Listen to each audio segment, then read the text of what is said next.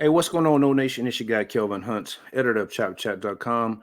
Welcome to the Built for Playmakers YouTube channel, where we talk FSU all day, every day. Man, early signing day is Wednesday. No fans are nervous and excited, wondering who's gonna sign with the nose, who's gonna flip, who's gonna be flipped, all that good stuff. So in this particular episode, we're going to talk about my mock signing class for the nose. So we're going to look at who's committed, who are some other targets out there, who's going to stay in the class, all that good stuff. So if you're an FSU fan, make sure you like and subscribe this. Make sure you turn those notifications on. Look, this is my 2 for 2 second video of the day, which is a rarity for me. But being that I'm off work until January 2nd, we're going to get it in and put out as much quality content as we can. So, but before I start talking about FSU's recruiting class, I gotta shout out those Florida Gator guys that had their chest poked out in June, whenever they were on their little run as far as adding several commitments and all that good stuff. And I told them, look, I'm someone that if I kind of read the tea leaves or whatever, I'm not afraid to put my opinion out there. If I'm wrong, I'm wrong. Usually I'll be on point with it though. So in this particular case, just knowing how recruiting works and being around it a long time, I was looking at what they were doing and I didn't think it was sustainable. So, and I caught some heat for it when I said it, because like I said, they were on a burner. I mean, they shot up to number 3 in the nation. And I was like, not so fast. So look, let's go ahead and I'm going to show you what went down. So this is June 20th. Matter of fact, I was in Jamaica. I was in Jamaica and trying to keep up what was happening on Chop Chat, and of course posting articles that I'd written on Twitter, and I happened to see that they were signing these guys. So I said, this is what I said. I said, UF got their chest out. I said, but 6 of UF's 11 blue chip players are not from Florida or Georgia. Not a great recipe in any year, but especially one where you're going to be bad on the field again in 2023. So they were 5-7 on the field. As I said, they were going to be bad. And wouldn't you know, a lot of those guys that are from Texas, Mississippi, so forth and so on, a lot of them have already dropped out of the class. So the Gators have gone from like number 3 to like number 8, and they're probably going to lose 2 to 3 more, pretty high ranked guys. So I try to tell you, man. I try to tell those guys, look, you control, get your troll on or whatever. I mean, that's the only thing they've had to brag about, for the last few years anyway. But I just knew it wasn't sustainable, so I just had to get out there, pat myself in the back a little bit. And look, if you get a chance to troll your rivals, you do it. Okay. So without further ado, we're going to go ahead and get into this FSU content. All right. So here we are. We're going to start at so right now FSU has, and I always use 247's composite. So we're number 4 composite nationally. 23 commits right now, which is really 22 because one guy is, we'll get to it, in a second. One thing that you really like about this recruiting class is the staff did an excellent job of, getting some pieces in place. Luke Cromenholt, I mean, look, they were the first school to offer him before he even started a high school game. He was a 3-star guy. Now he's, top 50 player nationally. And so you had an early flip from Georgia with Landon Thomas back in April that kind of gave you some momentum. FSU fans were, freaking out about Florida and what they were doing in the summer. And, a lot of people were just saying, hey, be patient, just be patient. Just, the coaches know what they're doing. And you just saw it. And, a piece here, a piece there, a piece here, a piece there. And before you knew it, FSU had a top 5 recruiting class, right? And so this is what you want. I mean, it's kind of going to be anticlimactic a little bit probably, because who's probably going to sign for the most part. Like, I'm pretty confident in, these guys signing for the most part. And that's what you want. You want to have your class in place so that at the end of that cycle, when you are well hunting and you have 3 or 4 or 5 spots remaining, you can focus on attaining those guys instead of worrying about, trying to offer some 3-star guy because, you don't have that position filled yet. Okay. So great job by recruiting, the staff, recruiting. And like I said, this is an excellent class. You have great quarterback committed. You have excellent skill position players at wide receiver, running back, one of the best tight ends in the country, Atlanta Thomas. And you got some offensive linemen there, that can be developed. And the only thing that I'm kind of not down on, but it's like you wish they'd have done a little bit better. And it's possible that it can get better. We'll see. Defensive tackle and defensive end, but that too is another argument as far as high school recruitment and then transfer portal. But I'll probably do a whole nother video on that topic once we get into the off season, because I really think a lot of people put too much stock into these high school rankings. I mean, yes, the stars matter, but I don't think people realize quite what the bust rate is for a lot of these blue chip players. Okay. But anyway, we're going to get into it. So we're going to start at the bottom. You see that we got Marvin Jones Jr. You saw that in the video earlier. If you saw what I posted earlier today, the first transfer guy. But we have Jake Weinberg, kicker, one of the top kickers in the country. He just was on campus not recently. So, feel good about him. Jaden Todd, 6'6", 315, offensive tackle from Georgia. And that's the other thing. FSU really honed in on Florida and Georgia. I think like 85% of the class is from those two states. You got one guy from Maryland, a couple other guys from out of state, and that's it. We talked about them getting back to Georgia and Florida, and that's what they did. You have Tamir Hickman Collins, so that's another one outside of those two states from South Carolina. He was just on his official visit last week, and expect him to sign. Jamari Flagg was just had an in-home with the coaching staff, and I think he also had his official visit not too long ago. So expect him. Ricky Knight III, man, probably underrated cat. All things look like he'll sign with FSU. Jaden Parrish, an underrated linebacker. He was just on campus recently as well, and expect him to be in the class. Tyler Hilton, another offensive lineman, expect him to be in the class. D.D. Holmes, big time defensive end, 6'6", 250. The coaching staff did visit with him up in D.C., and sounds like all things are good with him. Camden Fryer was just on campus not long ago, and he's a legacy recruit, so all's good with him. BJ Gibson, another 4-star. I mean, it's nothing but 4 stars. BJ Gibson, a two-way guy, football, baseball, and from all accounts, everything is good with him. Jonathan Daniels, coaches just paid him a visit not too long ago, and expect him to sign. Elijah Moore, same deal. It's a big time wide receiver right here. 6'5", 200 pounds. He's already in like the upper percentile of a lot of NFL draft picks, and he's still in high school. Whew. When he gets some experience under his belt, he's going to be a problem. Mekhi Danzy, local product from Tallahassee. He's all know. LaWayne McCoy is a guy that he was a little shaky there early on. Looked like he may go to Miami at some point or somewhere else. The coaching staff got him on campus over the last couple of weeks, and expect him to be in the class. And he's a player, real good player. Cameron Davis just had his official visit. He's been committed for like 3 years, and he's somebody that can probably contribute early.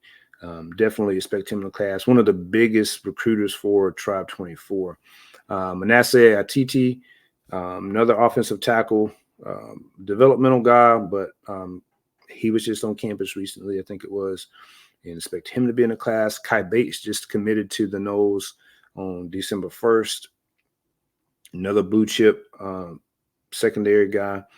I expect him to be in the class. Jamari Howard, another blue chip defensive class. Did I say FSU's DBU? This is arguably the best defensive back class in the country. Expect Jamar Howard to be in the class. Landon Thomas, mentioned him earlier. He's all no. He shut down his recruitment a while back. Big time flip from Georgia back in April, which kind of let everybody know, hold up. The Noles won 10 games last year. They got some pieces. They beat Georgia, flipped the guy from Georgia, the number one tight end in the country at the time from Georgia. So big time get for the Noles there. Charles Lester III, another blue chip defensive back. I know there seems like there's always something going on with Lester in Colorado with Deion or whatever, but I expect him to sign with the Noles. He's all no. Then that brings us to Armando Blunt, however you want to say it. This kid will go to Miami. His mom pretty much admitted that fact on Twitter Sunday night, I think it was. She basically committed to Miami for him. And look, the kid is insanely talented. He's reclassified from 2025 to 2024, and is still a top guy in this recruitment. He's number 22 nationally, and he reclassified. So that tells you how good he is. But at the same time, he's not gonna contribute in year one. He's gonna need quite a bit of development. Gonna need to mature physically, and I don't know, man. When you got it seems to me that anytime you have a parent or parents that are, look, it's fine if the parents on social media, but there's a way to go about doing things. And it just seems like when the parent or parents are online and they're really loud online, if you read between my lines, it's always a red flag for me. And I can point back to the last recruiting cycle with a quarterback that we had. His dad was real loud on social media, and I just think FSU, it was addition by subtraction when he decided to go elsewhere. In the 2022 recruiting cycle, defensive end, same deal. The mom was very loud on social media. She is still loud on social media, and that young man has done absolutely nothing down in Coral Gables. So not saying that, this kid won't develop into a top guy, but there's just signs there that you might be better off if you just, go ahead and ride on out and cut ties, and that's all good. So expect him to be in Miami's class. So he won't be in this class. Okay. And then we have Luke Kromenhawk. Again, we talked about him earlier. One of the top quarterbacks in the country, and has been one of the biggest recruiters for the Noles. And I saw that Georgia did lose their quarterback commit, 5-star Dylan Raiola, or however you pronounce his last name. He flipped to Nebraska. And I wrote last week, whenever the smoke started coming about that flip to Nebraska, that Georgia probably would call Kromenhawk because he's from Georgia.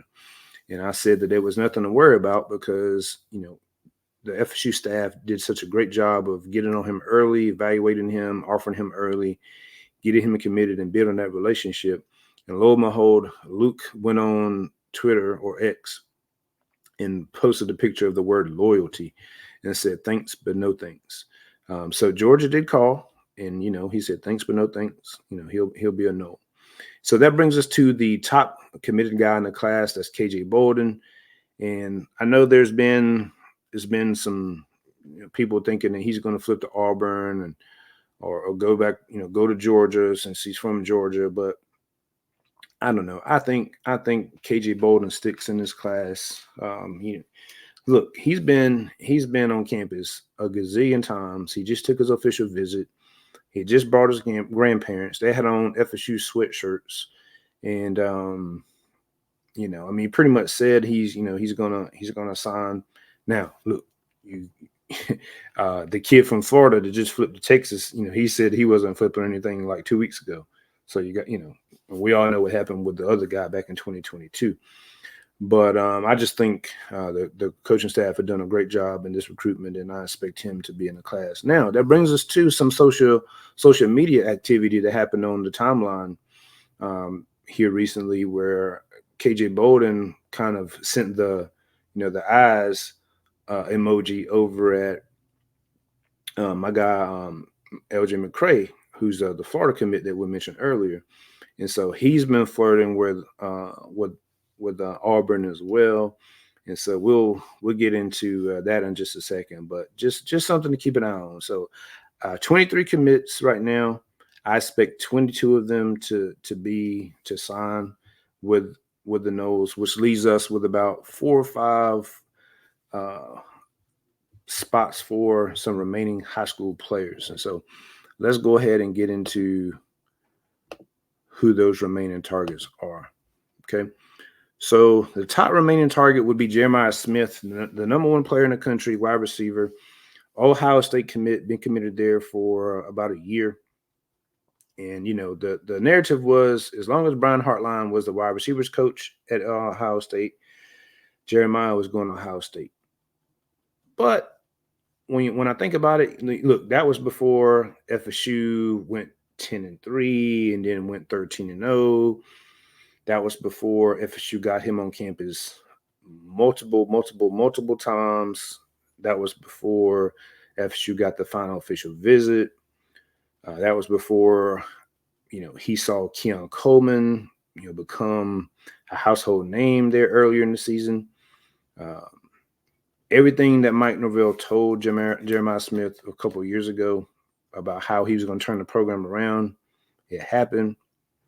The offense is geared towards playmakers. I think FSU tried to exhibit that earlier in the season when they were targeting Johnny Wilson and Keon Coleman and Jaheim Bell pretty frequently. And look, as far as I know, Jeremiah Smith hadn't been back to Ohio State in months. And look, if this were reversed, if he was an FSU commit and hadn't been on FSU's campus for months and had been to Ohio State's campus several times,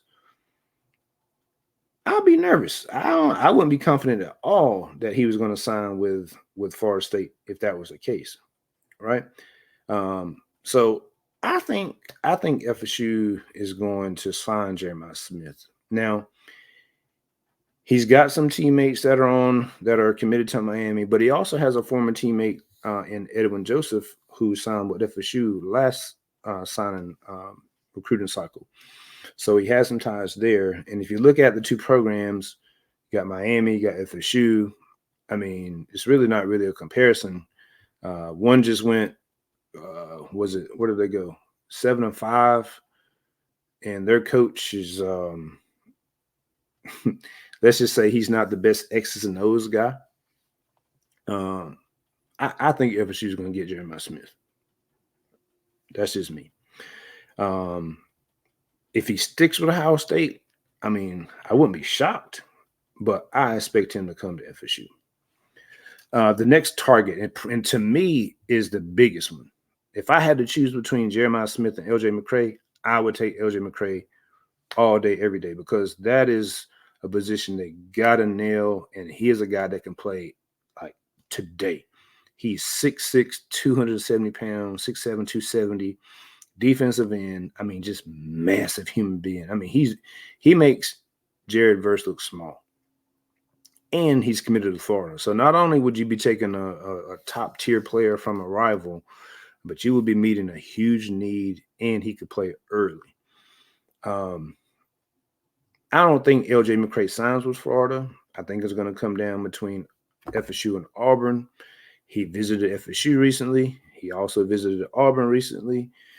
But FSU was in a driver's seat. I won't say driver's seat, but they were a leader in his recruitment early on.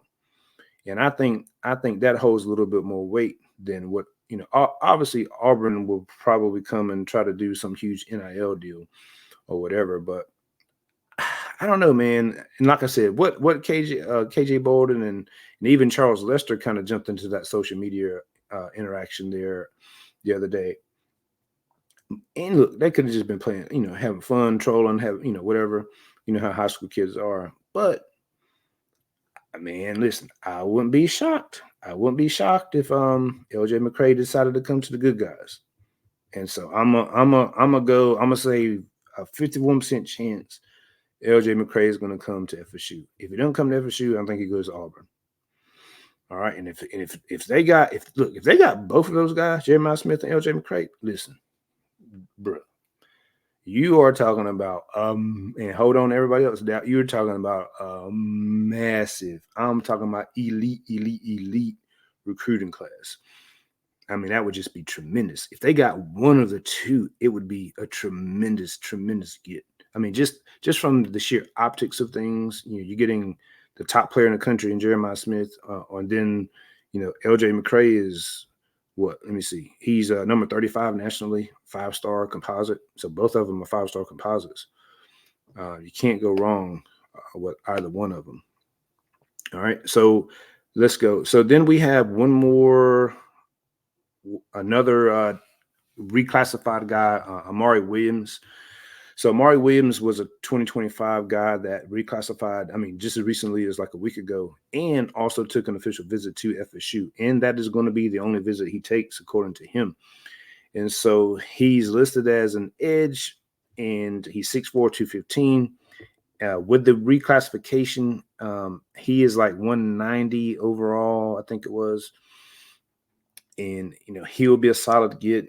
And comparable to Armando Blunt, maybe a better frame. Seems like he got a little more length to him, which would be helpful coming off the edge. Like I said, 6'4", 215, and he's probably going to grow a little bit more because he's a year younger than everybody else. I expect him to join the class sometime Wednesday, and that's another blue chip. All right.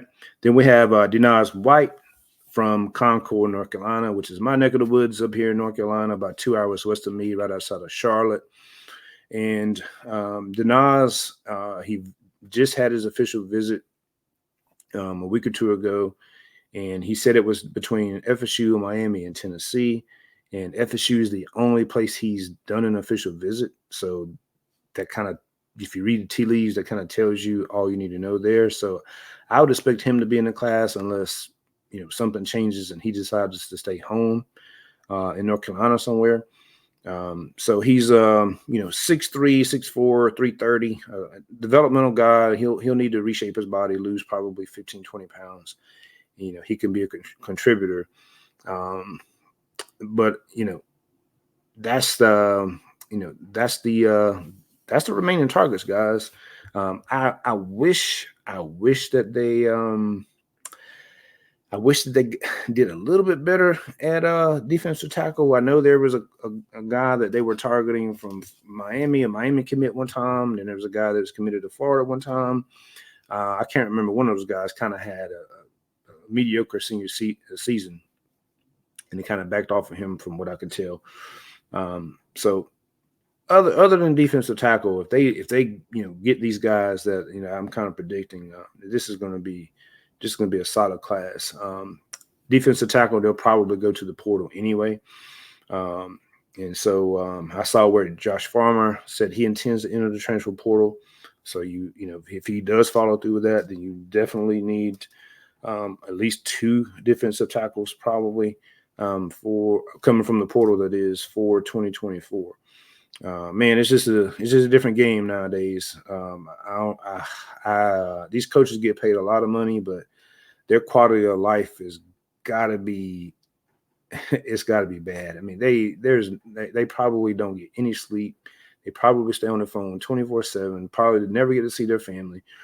But it's what they signed up for. So, but yeah, I think we're going to have a very strong signing day on Wednesday. Keep it locked here. We'll definitely do a recap once the dust settles and we see who signs and who doesn't and all that good stuff. And let me know who you think we're going to sign on Wednesday in the comments. Again, appreciate you guys supporting. Like, subscribe, turn those notifications on. I need you to turn those notifications on. And we'll talk to you guys soon. Until next time, go Noles.